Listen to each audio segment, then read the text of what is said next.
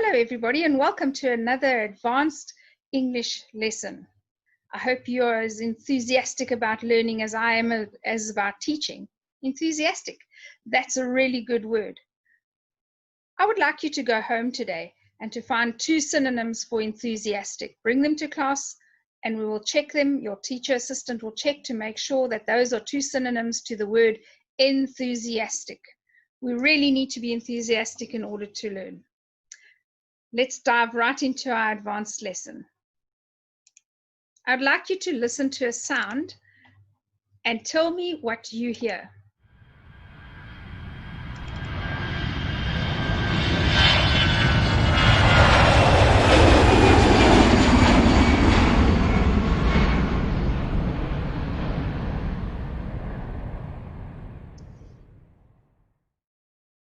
That was pretty simple, I'm sure.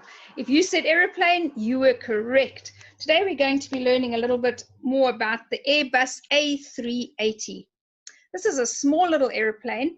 It's a six-seater, twin-engine, turbo-engine aeroplane that my son collects. This is a tiny little airplane, nothing like the one we're going to study today.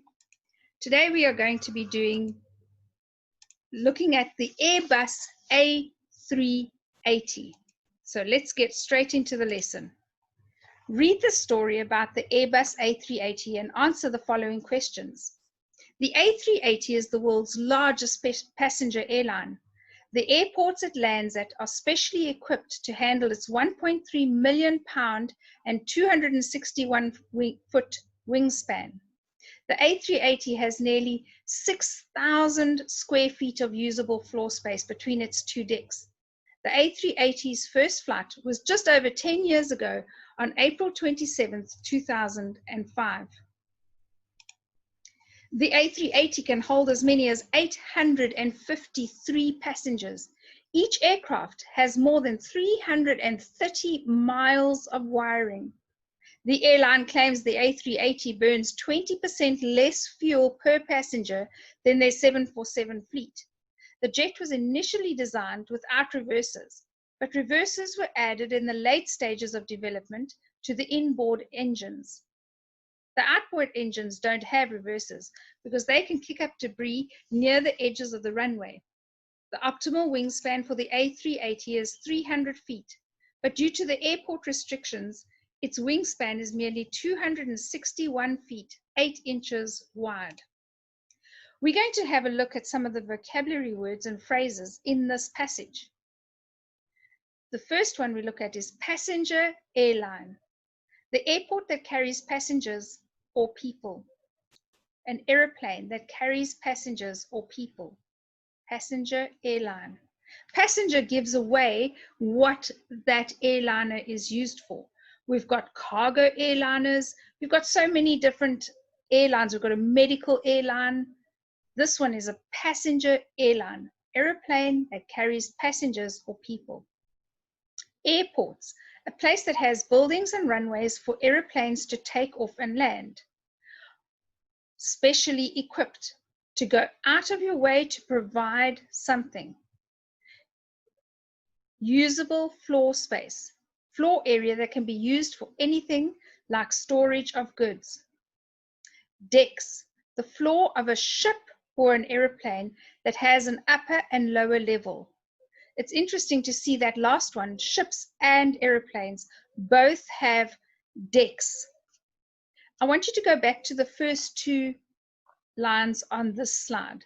Passenger airline, an aeroplane that carries passengers or people. And the second one, airports, a place that has buildings and runways for aeroplanes to take off and land. Have a look at the word airliner and airports. Both of them are spelled airliner, airports. However, aeroplane on both of those, aeroplane, is spelled very differently to airliner and airports. This is an interesting phenomenon, and it's something that you really need to know as you start learning English, is that it depends on where you are geographically how aeroplane is spelt. This spelling of aeroplane is the UK spelling of aeroplane, United Kingdom, and if you were using an American English dictionary or computer, it would say AIRPLANE, airplane. Like the word airliner, it would say airplane.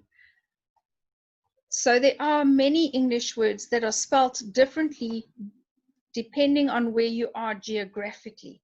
That's another lot of your homework I'd like you to do for tomorrow, or when we see each other again, that you bring to class one other word that is spelt different geographically.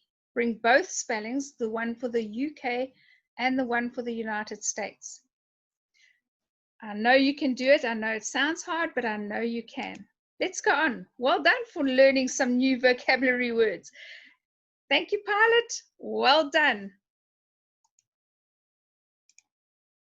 Let's have a look at some questions on this passage that we've read. The first questions we're going to do are true or false questions. The first one is, this story is about an airplane called the A380. Is this true or false? If you said true, you are right. It says right in the beginning of the passage we read, this story is about the A380,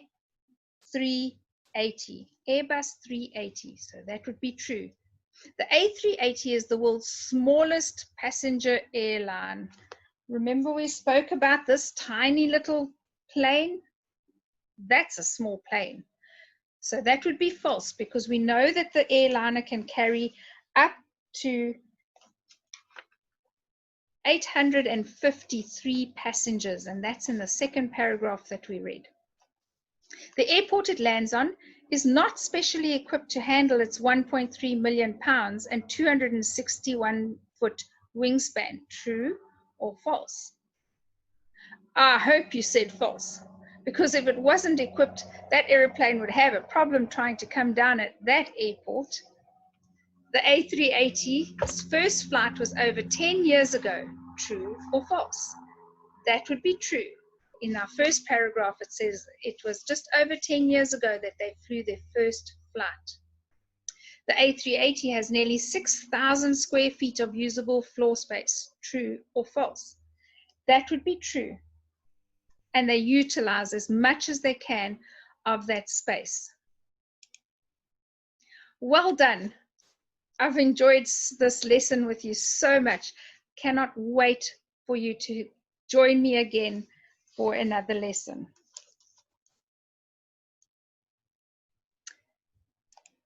Thank you so much for watching my demo video.